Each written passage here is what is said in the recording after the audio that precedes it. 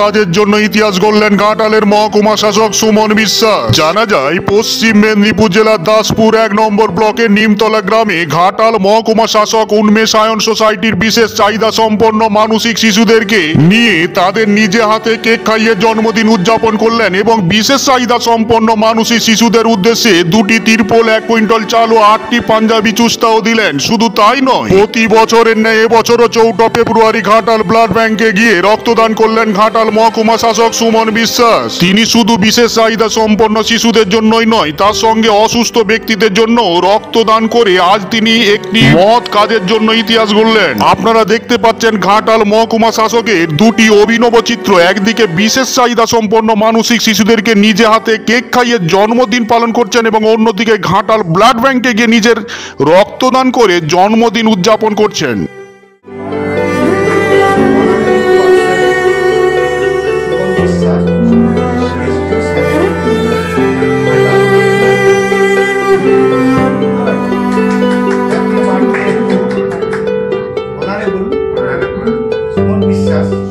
আপনারা দেখছেন বিকাশ চ্যানেল, আমি আপনাদের সঙ্গে সানিজুল হক।